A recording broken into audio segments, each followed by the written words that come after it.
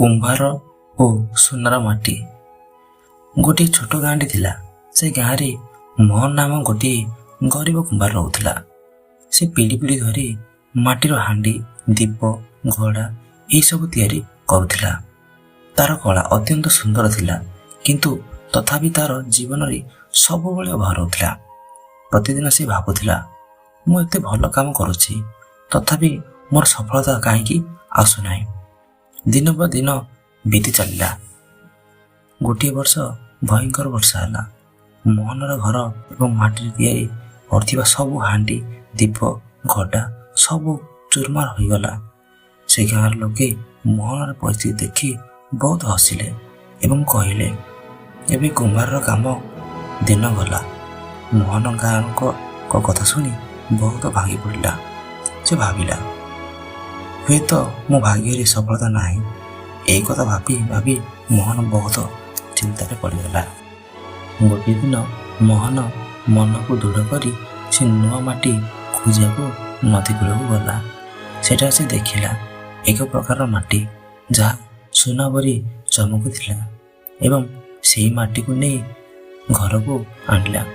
ଏହି କଥାକୁ ସେ ଗାଁ ସାରା ଖେଳିଗଲା ଏବଂ ସେ ଗାଁର ଲୋକେ କହିଲେ, ମୋହନ, ତୁମେ ଧନୀ ହେଇଗଲ।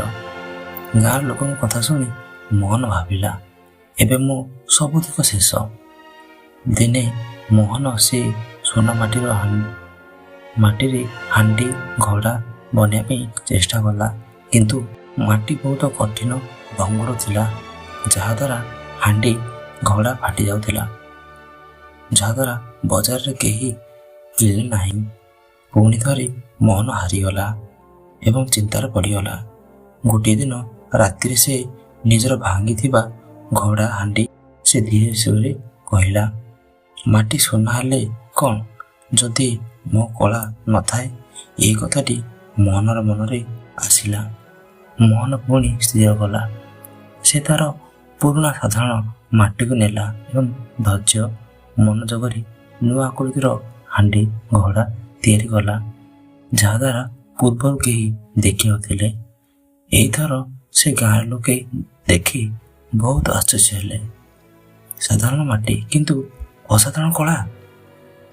ଏହି କଳା ଦେଖି ଦୂର ଦୂରାନ୍ତରୁ ବ୍ୟବସାୟୀ ଆସିଲେ ଏବଂ ମୋହନ ଠାରୁ କିଣିଲେ, ଯାହାଦ୍ୱାରା ମୋହନ ନାମ ପ୍ରସିଦ୍ଧ ହେଲା।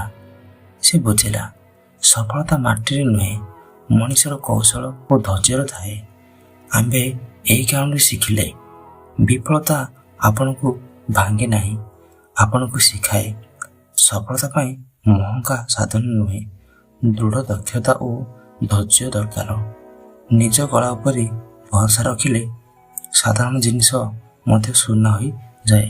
ଯଦି ଭିଡ଼ିଓଟି ଭଲ ଲାଗେ, ଲାଇକ୍, ସବସ୍କ୍ରାଇବ୍ ଓ କମେଣ୍ଟ କରନ୍ତୁ ଏବଂ ସାଙ୍ଗମାନଙ୍କୁ ସେୟାର କରନ୍ତୁ, ଯାହାଦ୍ୱାରା ସମସ୍ତଙ୍କୁ ମୋଟିଭେସନ୍ ମିଳିପାରିବ। ଧନ୍ୟବାଦ। ନମସ୍କାର।